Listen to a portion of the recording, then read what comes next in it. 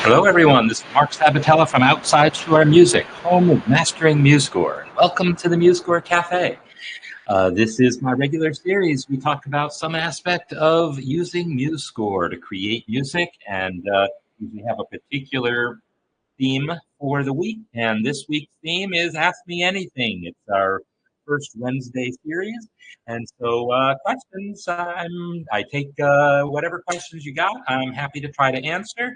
I did mention at the top of the chat, if at all possible, it's nice if you can use the emoji button that's right below where you would type your question to get the question mark emoji. And you can actually get that by typing :question.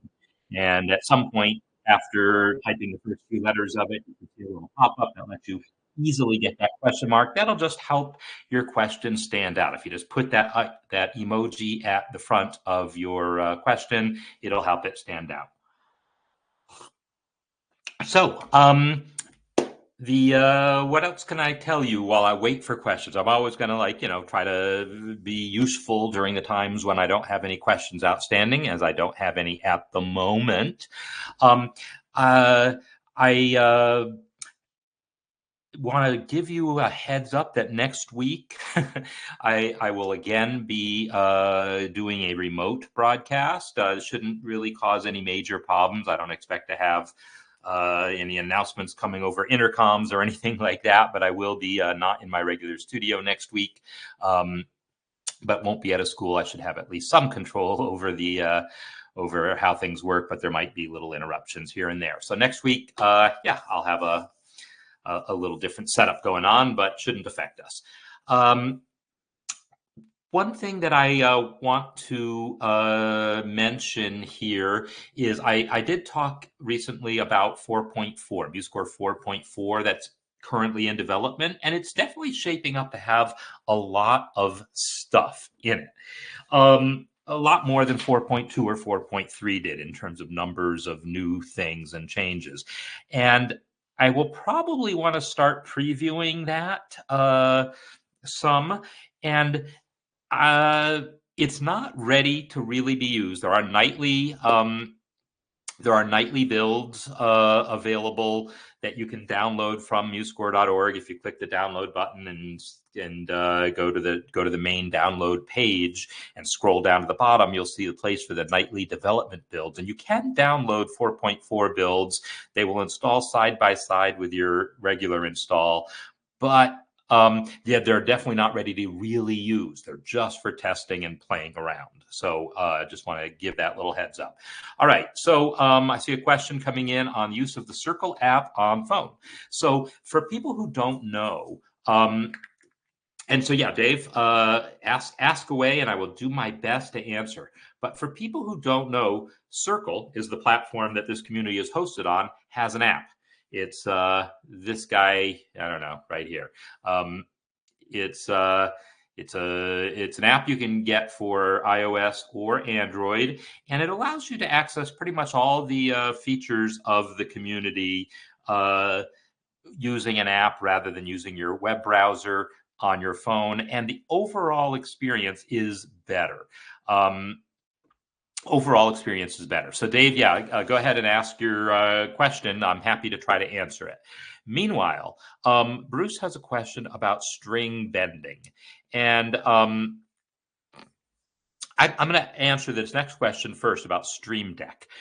Stream Deck is a product. It's a physical product, and it's also an app, and it allows you to create a button that you press on this physical device. It's got buttons, programmable buttons, and you can program those buttons to send stuff to MuseScore. And at one point, someone did develop a profile for Stream Deck that could talk to MuseScore, and so it was actually programmed so you could press a button on the Stream Deck, and it would actually open up the dynamics palette and add the appropriate dynamics. I mean, they really did a great job of it, and I highlighted that several years ago, but that was for MuseScore 3. It's not that hasn't been updated for MuseScore 4 and wouldn't work anymore. So It, in theory, would be possible for someone to, and Stream Deck is a physical device, but it's also an app on your phone, and so you can press buttons on your phone, and it would also, somehow communicate with the system and let you access palette items. In theory, it's possible, but I don't know how to do it. So Circle has no connection whatsoever to MuseScore.com. Circle is where my website, OutsideShore.com, is hosted, but MuseScore.com, totally separate thing. You might as well, it is no more connected to MuseScore.com than it is connected to Netflix. So Bruce also has a question about looping. So I'm going to try to get both of those questions together. So the answer to both of those questions is yes, and I'm going to go demonstrate how to do it. I'll show you the looping thing first. The looping feature is really easy to use in principle. You select Arrange, you come over to the toolbar and click the loop playback, and you'll see these flags appear. And when I press play now,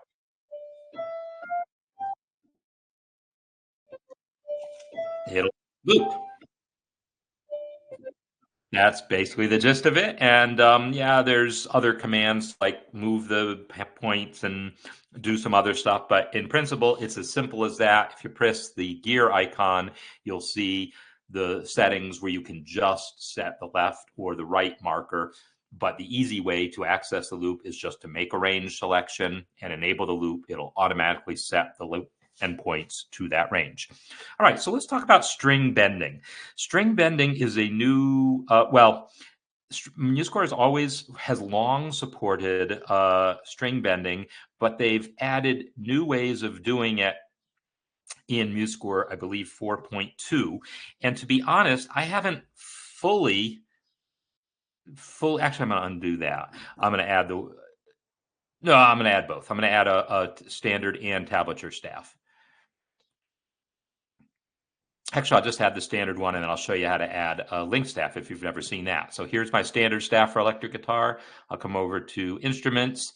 I will open up the instrument listing and look at my standard staff, and under its gear icon, you can see I can create a link staff, and in the linked staff, I can change it to tablature.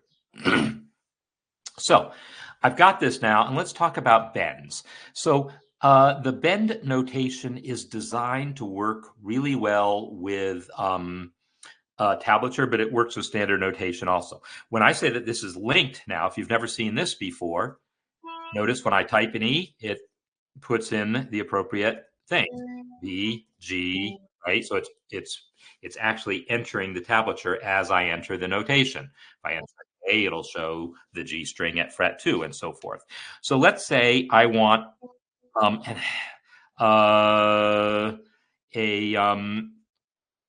a bend coming out of that B. And I see I'm not an expert enough of this to know exactly all the things, but I'm going to show you the process, and then you all can help me out if you've got other stuff here. If you've got other insights. So I'm going to come over to the palettes, and notice I don't have a guitar palette on here because I'm in a fresh, clean workspace I just created. And the guitar palette doesn't show up. So I'm going to click Add Palettes and then the plus next to guitar. And now my guitar palette has been added. And if I don't like it up here, I can move it down next to the keyboard palette. That seems like a logical place for it. Open it up and you'll see all these different bends here. So, and actually some of this might be left over from a previous version. I'm going to reset my palette to make sure I have the right stuff. Reset palette. All right. Yeah, I just wanted to make sure because if I had anything left over in that palette from pre-MuseScore 4.2, it might not work as expected. So let's say that I want to have a bend from a B up to a C. I'm going to enter those notes. So I'm going to try to, have to remember how this works. I think I can just enter the standard bend here, and it just does that. It shows the this little symbol here on the standard staff, and it shows this symbol on the tablature staff. And then if I raise the pitch of this from C to C sharp, notice it changes the display on the tablature as well. So that's the basics of it.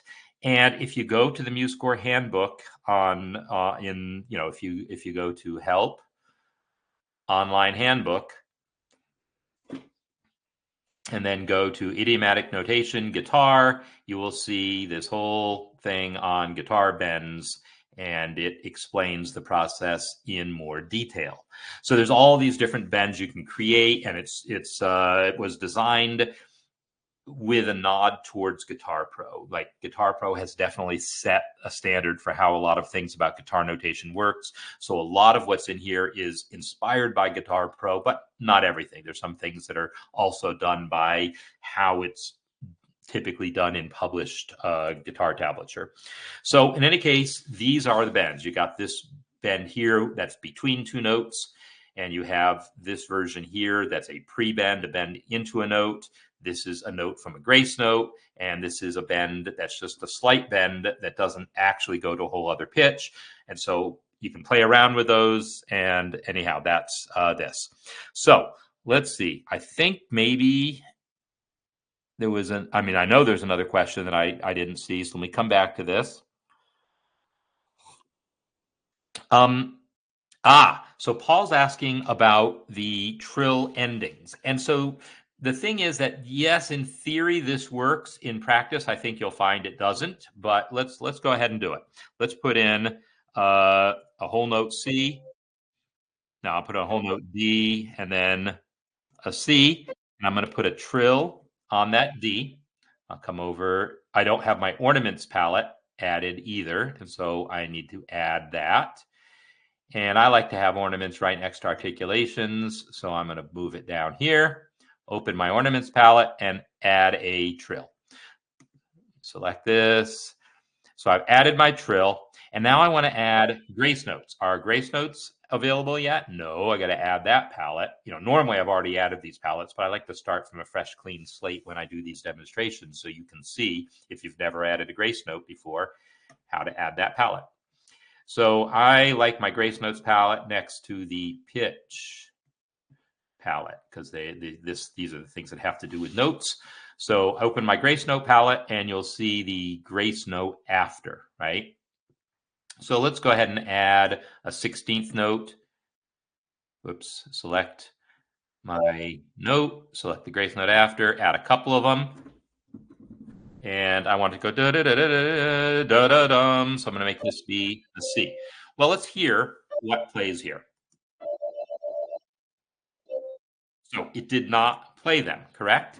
If I take off the trill, let's listen to this.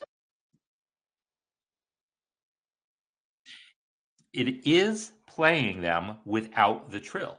When you put the trill on, for whatever reason, it seems that maybe the two are not currently compatible. It's possible that C was buried in there and got clobbered by the other stuff. It's also possible that maybe MuseSounds doesn't support it, but MS Basic does. So I'm going to change to MS Basic in the mixer, MS Basic, and I'll say choose automatically. It'll know to pick a piano sound. And I want to see if MS Basic plays this any differently. So with MS Basic, it does play the thing.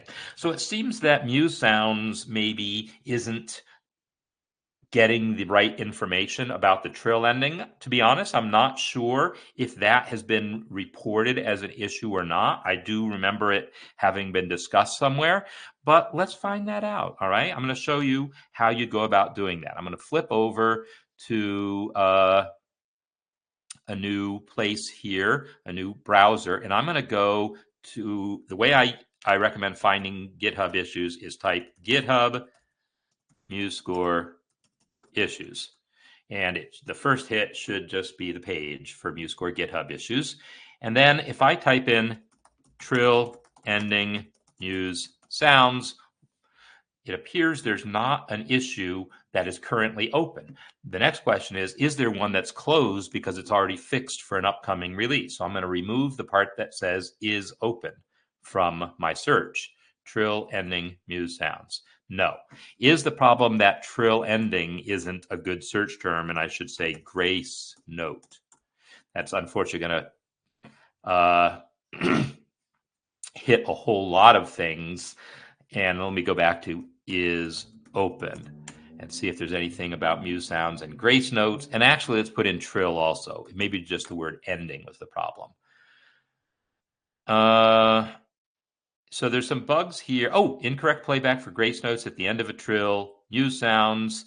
So there's the issue. It looks like it was opened, and the current status of this looks like it got some updates last summer and has not been worked on since then.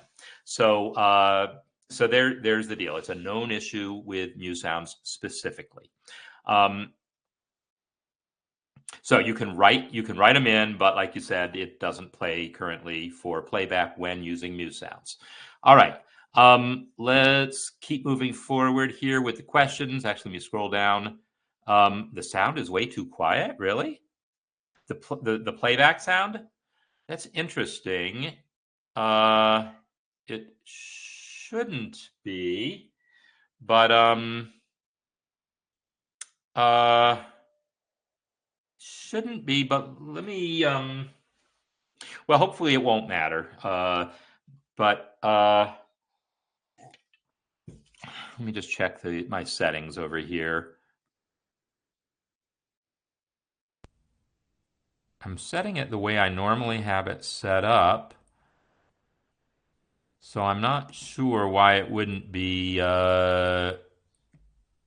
playing as expected, but I'll look into that before tomorrow. All right, because obviously for tomorrow, whatchamacallit, for the music masterclass tomorrow, we'll definitely need to hear it. So yeah, we'll find out. So let me come back and see what Chris's question is here about Q notes, trying to make the clef smaller. Clefs normally are smaller mid-measure, and so that should have happened automatically. You should have gotten a smaller clef automatically when you added the mid-measure clef. So let's see about that. If I add some notes here, let me try to look at your example. Looks like you've maybe added those notes in voice 2. So I'm going to do the same thing. I'm going to switch to voice 2 and add an eighth rest, and then an A sharp, B, G. So I've got the same things you've got added here, and now I'm going to add a mid-measure clef to that. So clefs, add a mid-measure clef.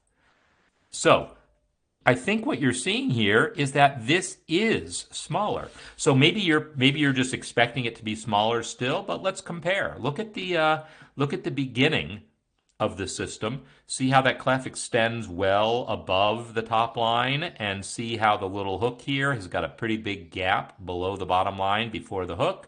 This is a smaller clef. So it already is doing what you expect. It's just maybe not quite as small as you want. If I select those notes and make those Q size, they get smaller. But this already is a smaller clef. Yeah, the clef itself doesn't obey that because it just knows it's a mid-measure clef. It should be smaller.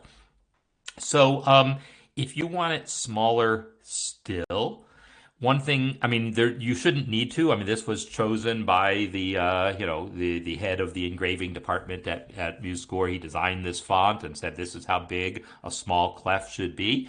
But if you prefer a smaller still mid-measure clef, if you come to format style, you can try one of the other music fonts to see if one of those happens to make that clef smaller.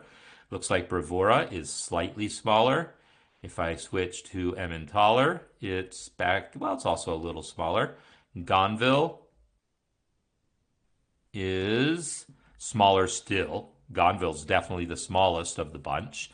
So maybe you would like that better. You probably won't like any of these others. These are more the handwritten styles here. Petaluma, these are all. Ooh, that handwritten Petaluma one is tiny, right? Finale Maestro is maybe a little smaller than the default Leland also. So anyhow, Finale Broadway is back to a handwritten one, also tiny in height but big and fat. So anyhow, those are your options. But this is what the guy who's the head of the engraving at MuseScore. It was formerly worked for a major publisher, and so he's designed the font to match how they did things at that publisher, basically. All right, so let's see. So if you're saying that even I'm going to just try something because I'm curious. I don't see any new questions coming in, but I'm going to try something with the sound, and you all tell me what difference it makes. Um, I think maybe I have a guess as to what I need to do, but we're going to find out. So I'm going to change this to, give me a second here. And then change to that again. All right, I'm going to play some music again, and you all tell me if it sounds normal volume or not. So let's go back to my trill and tell me what you hear.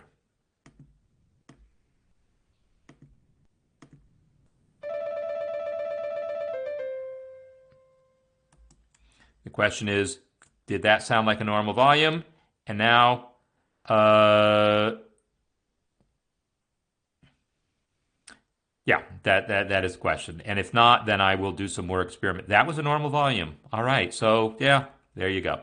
So not sure what the issue was, but kick it in the tires and it fixes itself. So I'm not sure, not sure what happened, but glad that fixed it. All right. So next question. Is there a next question? Um, also a question about the Q notes. Any chance future MuseScore releases will make Q notes less onerous? Oh, you mean as far as how difficult it is to make the Q notes? So actually making the notes small is easy enough. And then you could also easily make them silent by unchecking play. The real problem is getting those notes in there, right? I had to enter those manually. What you would like is some way to specify, oh, this is the violin, right? And have it automatically link those notes in from the violin part so that when you change the violin part, it automatically updates the piano, etc., right? You don't want to have to manually enter those notes or copy and paste them and update them with every change. So, yeah, that's definitely on the long-term radar to make that kind of stuff work better. The other thing that's a pain in the butt about cues is cues for entrances like that typically would appear in the parts, but not in the score. So what you'd have to do is then make those notes invisible in the score so they don't show up in the score. And so, yes, you can do that, but onerous is maybe a good term for it. I mean, I would want to maybe select this whole measure, make it invisible, make all those contents invisible, but then make that main rest visible again. And, there's all this stuff that you'd have to do in the score to get it to look reasonable in the score, but then you want them to show in the parts. So, yes, you're right. It is onerous is a good word for it. It's a bunch of steps you have to go through to create those cues. So, all right. So that's some stuff about cues. What else you want to know? I'm still a little curious about the bends. And so who was it that asked about the bends? I want to ask you some questions. Was it Bruce? So I'm a little curious about this. This number here, one, this tablature is showing me one here, but it's going up a whole step. I think that's 2 frets, but I guess that one means it's a whole step, and that's how tablature notates bends. Because when this C sharp was a C, it says a half. I always used to think that meant half a fret, but I guess it means a half step. Again, I'm not a tablature person, so I don't really know how that stuff works. Notice, by the way, it changed this to, because I think originally that note was entered Well, to be honest, I don't remember how it was entered, if it was on strings, if it was on the second string or not. Can you bend from that second string? I would like to think that you could do an upward bend. No, no, you can't. Oh, that's the thing. Notice this. Notice this. This is actually pretty clever. When I entered that B, it was, whoops, check this out. It was here, it was zeroth fret, right? Open on the B. On the B string, but you can't bend from an open string. So as soon as I added the bend to that, as soon as I added the bend to it by saying I want a full bend, it moved that note automatically for me to the third string at the fourth fret, because you need to have your finger on a fret if you're going to bend it. Open strings, you can't bend, right? So it was smart enough to do that automatically. That's kind of cool. And the question about clef sizing is no, clefs can't be sized manually to be incorrect notation. It will always just do the correct thing automatically. So if I take and try to enable Q size for the clef at the beginning of the system, it will refuse to do that. And if you try to un-Q size a mid measure clef, like me remake these all visible again. Visible. If I try to force the mid-measure clef to be full size by turning off Q size, that also doesn't work. The clef size logic is hard-coded to do the right thing. All right. You can bend an open string. Some trickery involved. You blow on it, maybe. You use the think method to bend it, or you start by playing it open and then you nudge it. I could totally imagine that. Start by playing it open and then nudge it. Or an effect, like you said, you would use an effect pedal to pitch shift it, maybe. That's interesting. I could totally imagine. Yes, Dave, I did do Bruce's looping question, but I'm happy to come talk about it again because it was real simple. Select a region, like here's two measures. Come over to the playback toolbar, click the loop.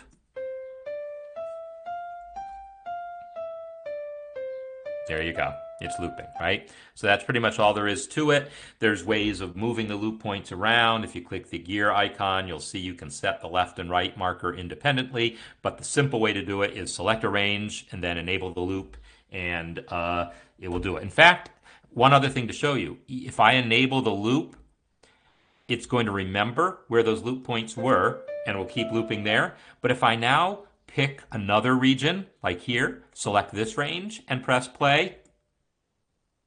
Oh, I gotta select these guys.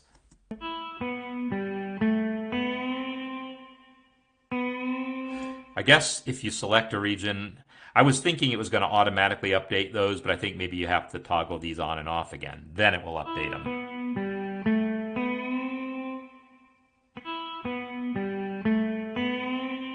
Right? So there you go. So Frank has a question about a score with piano only, to only play the left or the right hand. So yeah, unfortunately, then behind the nut. Okay, that's good to know. So the way of getting one hand only to play is currently a little harder than we would want it, but I'm going to show you how to do it. Let's say you only want to hear the right hand for a moment. What we're going to do is select the left hand and mute it. So I'm going to click the first measure and then Shift Control End to select to the end of the score. And then here in the Properties panel, turn off play. Now when I play, I only hear the top staff. When I want to hear both again, I turn play back on. If I want to mute the top staff, I'm just going to try the same thing. Select the first measure, Shift Control End, turn off play. Oops, I turned it on because it was, did you notice that? It was half on before because I had some notes I had already turned play off on, right? When you have a mixed selection, some of the notes in the right hand were enabled for playback, some of them had been disabled.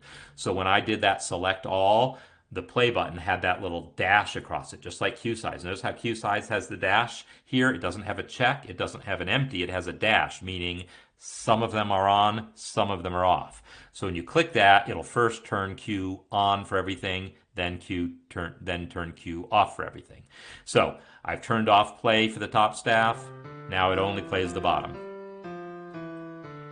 And yes, it will export to MP3 what you're hearing here. So if you don't want it there, then make sure you turn play back on. But what the setting of the play checkbox here affects everything. Affects MP3 and playback, MuseScore.com, affects everything. And changing, that's a good observation about changing notes while looping. And I want to show you this other really cool thing. This came up, there's a MuseScore accessibility uh, um, mailing list. And so a lot of blind MuseScore users are on that and discussing accessibility issues. And I want to show you something that's kind of cool here. It's kind of weird, but it's kind of cool. I'm going to set the loop here. And now I'm going to come into note input mode on this bottom step. Well, no, let's go back up to the top staff. Let's listen to this. Let's say I want to make that an F sharp. I'm going to move over to the F sharp and made it an F sharp, right? So I'm able to make edits. Ooh, I wanted F sharp on the way down too. Right? So you can be making these edits while it's looping. You can also, if I go down to the bottom staff, I can start entering some notes here. I'm going to enter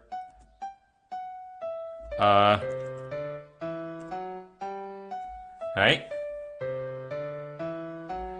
So while it's playing, you can be editing. Now, I had no idea that would work.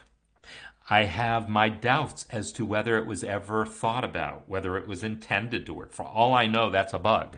But it's a kind of cool bug, so I'm not going to submit a bug report on it. And maybe it is, maybe it was deliberate, and someone went out of their way to make that possible. But in any case, yes, you can change notes in the looping section, and you can enter notes in the looping section. So it's if that's something that's going to be useful for your workflow, great, have a ball. I'm not sure that I would ever want to. I can imagine possible situations where I might want to do that, because if I'm transcribing something and I'm trying to match something to what I hear, I often loop the section that I'm hearing, and then I might want to loop what I'm playing if I can get them to synchronize. But more often, if I'm transcribing something by ear, I'll just use my keyboard. I won't use MuseScore's playback. But in any case, yeah, there you go. So, all normal selection tricks or making invisible tricks still play both staves. Yeah, you're right. So, yeah, so it is definitely the case that right now making the notes silent is the way to do it. Now, in MuseScore 4.4, when I mentioned that there's some new stuff coming for 4.4, one of those things will be additional tricks here. Like, for instance, right now, if I want to hide the piano staff, I can come to the instruments panel and hide that piano staff. But when I go to play the score now, it doesn't play either. It is not only silent, it's not only invisible, it's also silent. If you want to hide the staves but still hear them, what you do is you open up in the instruments panel, you open up the piano instrument to show its staves, and then I'm going to hide the staves individually. The staves are hidden, but the instrument is visible. And now when I play it, I can hear the piano. So that's how it works in current versions of MuseScore, but there will be new controls in 4.4 to simplify that process. And I don't know if it's going to include the ability to mute staves separately, but I know it's on the roadmap. It is the kind of thing being looked at for future releases. Also, the idea that once you generate parts, right now, if I generate parts for this thing, let me show you how to do that if you've never done that before. I'm going to go to parts and then say, hey, let's go ahead and open all the parts. You'll see the piano part and you'll see the guitar part. And maybe the guitar part, you don't actually want to see the standard staff. You can hide that. right? So this is all well and good, but when I go to play this now, it's only going to play the guitar part. And even if I open the mixer and think, hey, I'm going to try to unmute the piano, you'll see you can't unmute the piano. You're stuck only hearing the guitar. While you're viewing a part, there's no way to hear the whole score. 4.4 will provide a way to do that, as well as some other controls over that sort of thing. It's also going to have controls so you can apply dynamics per staff or per voice, and all sorts of other controls so you can set hairpins to end in the middle of a whole note and things like that. It's going to have a number of new things to give finer grained control. Some of that will just be reinstating stuff that MuseScore 3 had, but that idea of being able to have a hairpin end mid-whole note, that's MuseScore has never supported that directly, so that's like a long-awaited feature. MuseScore has also never supported separate dynamics for different voices within a staff, so that'll be another new thing to look forward to in 4.4. That's implemented now. I haven't had a chance to test it yet. All right. So I need more questions, or I need someone to point out if I've missed another question. Oh, yes, here we go. Continuous view. Uh, okay, I see what you're saying. In continuous view, so let's take a look at what Michael's saying here, and I will tell you that it is a known bug that I think might actually be fixed in 4.4 as well, but I'm not positive. We'll look it up. But if we switch to continuous view, I'm going to go from page view to continuous view, and I'm going to enter, I'm just going to copy and paste this passage to fill up more notes. And let's watch what happens when I play this score. I'm going to zoom in a little bit more. Let's play it.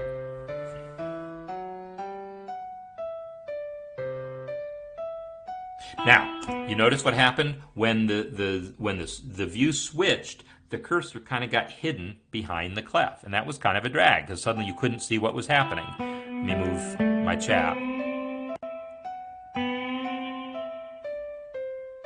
Right, that for like a beat or two, the for a beat or two, the cursor was hidden behind this ghost clef. So yes, that is a known bug. I'm not sure if it's fixed, but let me show you the workaround. Well, it's not just a workaround. It's probably what you want for this situation anyhow. If you're trying to follow along with playback in continuous view, you probably want the following option. I'm going to go to Edit, Preferences, Advanced, and see this option here, Smooth Panning. I'm going to enable that option. And now watch what happens.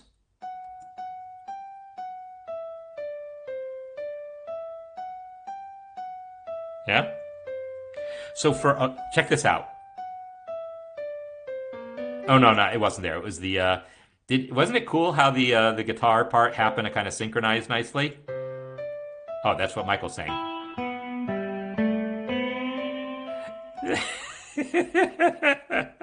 I love that. That's so cool. Let's loop it. Let's loop it. Oh, but I want to loop it, but play all the staves. Sorry.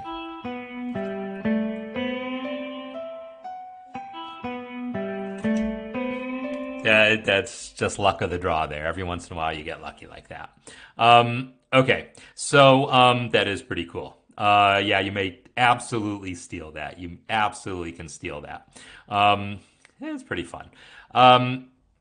So yeah, that's what I would recommend is to use that smooth panning option. That smooth panning option, in principle, only affects continuous view. Unfortunately, I'm told via a bug report that it doesn't. It does weird things in page view. I don't know if it's... That seems good. Yeah, I don't know. Yeah, I'm not sure if it's doing good things in page view or not, to be honest, but it didn't look terrible to me, but I haven't really investigated. But let's go ahead and find out what the story is with that, because I am a little curious. So while we're here on the MuseScore GitHub issues, I'm going to go back to the main issues page, and I want to say, what was the issue? Oh, it was about continuous and playback. Playback. No, stop. It was about the thing being hidden. The sticky pan score automatically does not take. Okay, so this is the bug here um, about that sticky system header. And it looks like it is not currently fixed. It's been added to the short list for MuseScore 4, meaning they're going to look at it. It's not promised to be in 4.4, but if someone were to volunteer to implement a fix, it would be accepted. So current, and that is the last update to the information to the thing was several months ago. There's just been duplicate people submitting additional issues, just duplicates that are getting closed. But the last actual action taken on it was adding those tags back in December. So yeah, it's known and hopefully will get fixed. But meanwhile, the smooth pan does a pretty decent job. Yeah. So Paul is observing about the first note of a score sometimes dropping out, and you're absolutely right. And adding an empty measure does work, but let's actually get a little deeper into this. This is something that only happens with Muse sounds. So I'm going to switch this back to Muse keys, piano, grand piano, and check this out. Yeah, I'm. This is uh, not foolproof, but check it out. So notice how that C got a little chopped off, right? It was a little dropped out. And the more instruments you have, the worse that gets. But if I started again at the same spot, actually when I clicked that one note, notice it didn't happen the second time. So it's not guaranteed to work that way because it definitely depends on what the instruments are, how many staves are playing at once, etc. But I definitely find that if at first you don't succeed, try again. Like I'm going to start on the G now. And again, it bit off the first note a little bit, and it bit it off again. But if I keep trying, it might eventually work. Sometimes clicking the bar line. It's like it's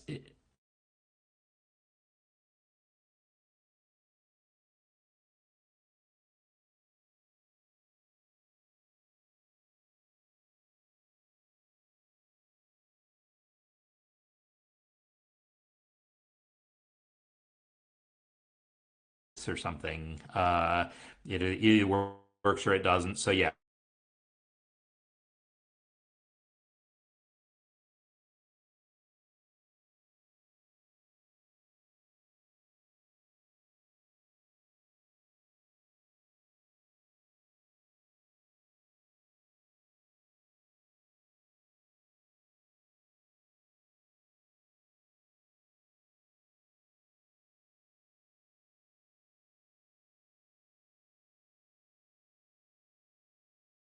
score basic sound font.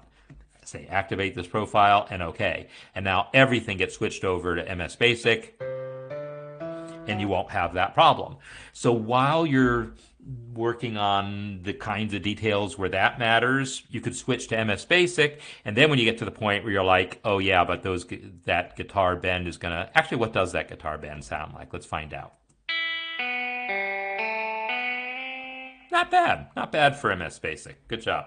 Um, but then if you do decide you want to get back to Muse Sounds, just select it, click that, activate this profile, and then OK. And now we have Muse Sounds back.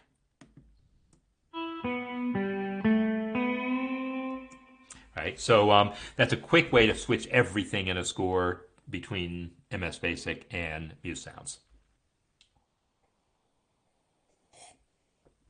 All right. So the question is, have I missed anything else so far? Um, have I missed anything else so far? Clef sizing, examples, the thing about the sound, the loop, the clefs, more about the clefs and the Q notes. And hopefully, Dave, I know you had to leave, but yeah, I really don't have anything to any insight into using MuseScore.com on a mobile device, except there is the MuseScore app for your device, but it's totally separate from the Circle device. But they both work. All right, so I could use some more questions, but meanwhile, I'm going to see what else is worth talking about here. Let's see what occurs to me in just looking at this. Didn't the piano used to play all the notes while you played them back? Yes, it did, and no, it doesn't.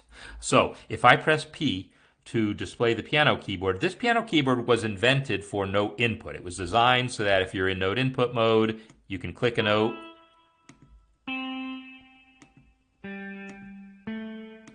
right? You can just click the notes in. That's what it was designed for. At some point after it was originally implemented, someone said, hey, while notes are playing back, it would be kind of cool if the notes lit up on the keyboard while it played back. And in MuseScore 3, it would do that. It would light up the keyboard notes while parts played back. The drag about it was you didn't have control over which staves would play back, and so you either got too much lighting up or not enough lighting up, right? So MuseScore 4 is not lighting up anything. While I'm playing, nothing lights up here. This is being worked on. There's a current issue open for it, and someone who has a pull request, meaning they've implemented code to fix it. The problem is the way they've decided to fix it is like more complicated than it probably should be, and so I'm not sure that that is going to be addressed if that pull request is going to make it. But let's just take another look at that issue. So it's piano, keyboard, playback, and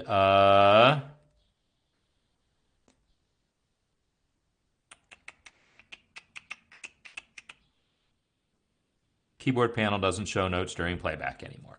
So here's the issue.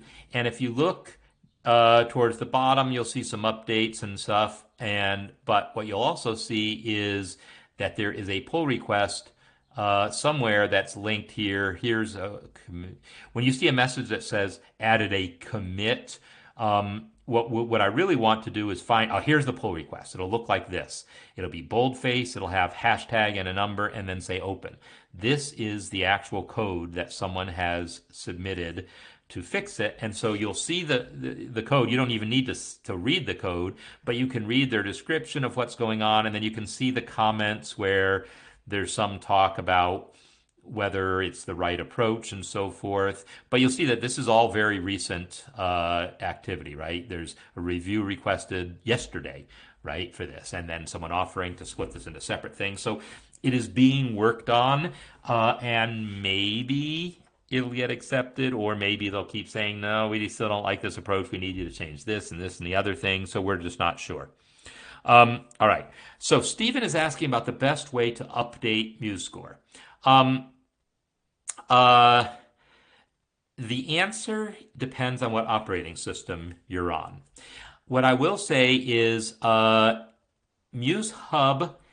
in theory, will do it. But the complication here is that there's at least 3 different ways MuseScore could be installed or updated, right? You could either download directly from musescore.org the install, like let's talk Windows. It'll download an MSI file and you install it. That's one way to get MuseScore on your system. Another way to get MuseScore on the system is to have done that, but then later on update it. And that's different from having just installed it, right? So it's like a different path to how you got there. Or you could have used MuseHub to install it.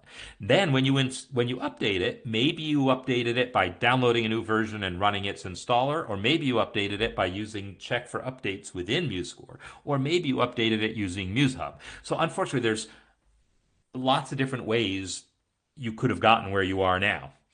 Depending on how you got where you are now, that changes the best way to do the next update. So unfortunately, it's complicated because there's so many different ways of doing it. When in doubt, uninstall it and then just install the update. That's what I would recommend. So uninstall MuseScore. It's not going to delete any of your settings or your scores or anything like that. But if you uninstall MuseScore and then install 4.3.1 from scratch, that is almost foolproof. That's what I would recommend. And so, yeah, Stephen, you were just suggesting that. It is also likely, I will say, it is likely on Windows that that message is lying. When it says it's downloading and hung, it probably has already successfully installed it. It just doesn't know it. And this is in part because of that renaming from MuseScore to MuseScore Studio. Again, some signals got crossed because of all the different paths that things can take. And depending on which path got taken, somehow that update of the name from MuseScore to MuseScore Studio seems to be causing problems in some cases, but no one seems to fully understand what paths lead to that. But very possibly, Stephen, you will find that it actually did install. And if you look around your system, you might find that it did install the update. It's just MuseHub doesn't realize it. So there's that. So Bruce, unfortunately I can't keep track the different city naming schemes for Mac OS, and so I don't know if Catalina how old that is. Are you saying MuseScore 4 doesn't work on Catalina, or MuseHub doesn't work on Catalina, or something about the update doesn't work on Catalina? I guess that's I'm not sure, but I'm not enough of a Mac. I don't know much at all about Mac, so yeah, I'm sure whatever you're saying is correct, and I don't have unfortunately any additional insight. Um, uh, I think I'm caught up again. So, we've got a little bit of time. If someone wants to ask another question, then I'm happy to answer more questions. Uh, One thing I mentioned about these bends here, and I use this bend, but there are other bend symbols. So let's just take a quick look at what some of those look like. There's in the palettes here, if I come back to the palettes, there's this guy here, the pre-bend. If I add the pre-bend, you'll see it gives me a little grace note kind of there. Let's change the pitch of this to E. And let's make the pre-bend note be a D. Now when I play this passage,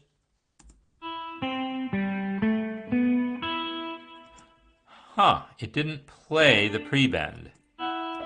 That's interesting. I expected it to. But I also don't understand pre-bends. So unfortunately, I don't really know how that works or how it's supposed to work.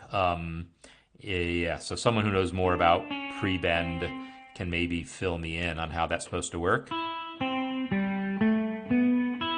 Because I'm not hearing any effect to it, and yet it is notating something, so I'm not sure what's up with that. Let's put in a grace note then, because I'm curious about what that is. Is the idea of the pre-bend that then you do something else in addition to it? If I click, for all these bends also, when you click them and then go to properties, you'll see this doohickey here that lets you fiddle, with lines and make all sorts of things happen that I don't even understand. So, there's that too, and obviously I screwed something up here. But there you go. There are settings there, and the handbook will explain them. At some point, I'm going to wrap my head around how all those bends work and do a video on it to include in my course. For right now, best I can do is refer people to the handbook. So there's that. So, okay, so Mac is 12 years old. Oh, okay, yeah. So, yeah, I could totally believe a 12-year-old Mac won't support anything recent from MuseScore. So, MuseScore 4 or MuseHub probably won't work on any 12-year-old Macs. Totally believable. Feature request for question on how to add a shortcut to color a note. So, there isn't a see feature request. So, Patrick, are you talking about on GitHub, or are you talking about somewhere else, or maybe on the forums? There's something. Right now, there is no way to add a shortcut to color a note. However, there are plugins that can color notes automatically based on like the Boomwhacker scheme, which is pretty common.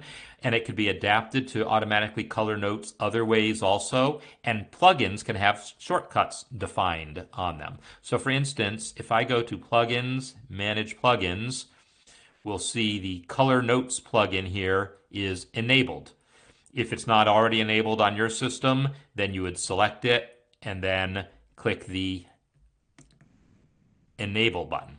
But once you've got it enabled, if I come back to my score, I can select these notes here and then go to plugins, color notes, color notes.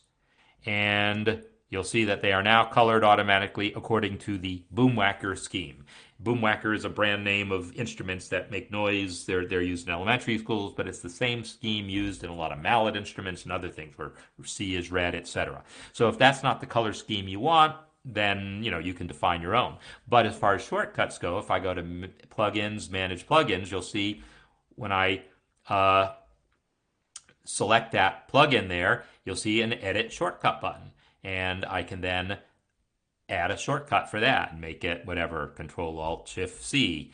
I have to click it and then click define, and now I can try Control Alt Shift C, except I've already defined that one, but whatever. If you use that a lot, you can define a shortcut to a plugin. So if that plugin doesn't color things the way you want, it would be possible for someone to customize it. So anyhow, that's something you might want to know.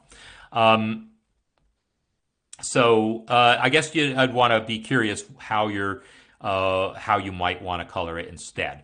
So now I'm getting a bunch of questions, but running out of time. So I'm going to see if I can answer things quickly. Is the mixer adding? So Frank, I'm not understanding your question. In the mixer, adding audio, Muse reverb.